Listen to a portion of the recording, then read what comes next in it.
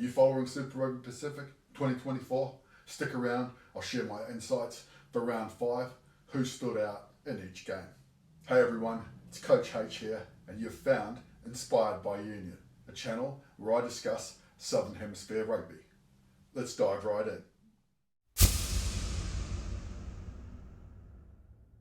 My match of the round, Fijian and Drua versus the New South Wales Waratahs.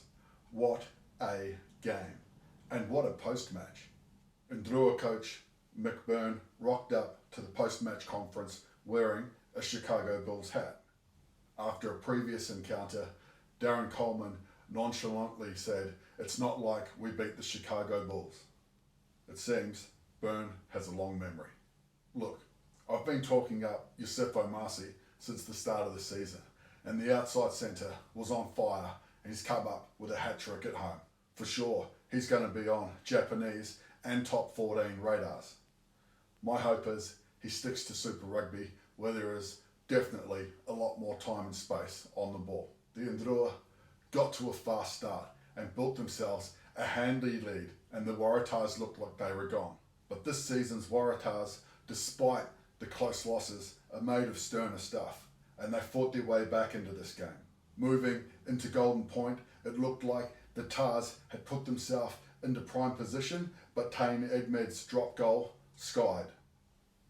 The Drua went coast to coast, and once they'd entered the 20, step up Kemu Valentini for a drop goal and the heroics to win at home. Churchill Park erupted, and the game was won by the Drua 39-36. The Hurricanes versus the Rebels. A number of changes to the playing list by Coach Laidlaw didn't disrupt the home side's flow. TJ Perenara was impressive and inches closer to the Super Rugby try-scoring record. The Canes are blessed with talent in the 9 jersey. The Rebels were wasteful with ball in hand, and despite scoring 4 tries, were really disappointing. The Canes, top of the ladder, 54-28. Moana Pacifica versus the Brumbies. The Pacifica experimented by travelling back to Auckland and not staying in Australia for back-to-back wins. The plan didn't come to fruition, and the home side put on an absolute clinic. The Brumbies forwards were accurate and much improved at the breakdown, provided lightning quick ball, and the Brumbies backs, they didn't wait for a second invitation. Tom Wright was impressive in the 15 jersey. Brumbies by 60-21. The Chiefs versus the Highlanders. The Chiefs looked like they were going to run away with this encounter once the red card was confirmed for Talia. The Landers, however, had other ideas. They rolled up their sleeves and worked their way back into the game and forced an uncomfortable final few minutes for Chiefs fans. The Chiefs' clinical first half paid dividends 28-21. The Blues versus the Crusaders.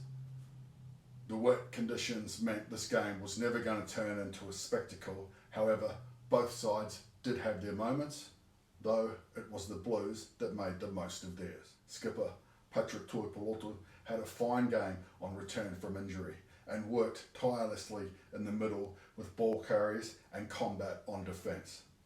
This is just his second win against the Crusaders in a game where he notched up his 100th cap for his beloved franchise. The Crusaders had a nightmare at the set piece, particularly the line out where the absence of a world-class lock to calm proceedings saw the Blues attack them aerially. Vern Cotter, post-game, stressed for his side to keep their feet on the ground, but no one would begrudge their first win in a decade from enjoying the refreshments. The Crusaders lost stand-in skipper Havili to a calf injury, which adds pain points to the injury list. The Blues by 26-6. The Force versus the Reds. The upset of the round and perhaps the season thus far. The underperforming Force finally clicked into gear, and the shell-shocked Reds chased hard towards the end of the game, but to no avail. Facing each other in the preseason, the Force had worked out the Reds and really attacked them at the source of the ball. Tassano was on fire.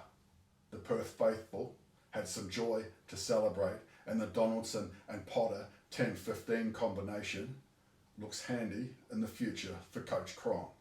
The 40-31 upset lifts the Force to 11th on the ladder, unbelievably, in front of the winless Crusaders.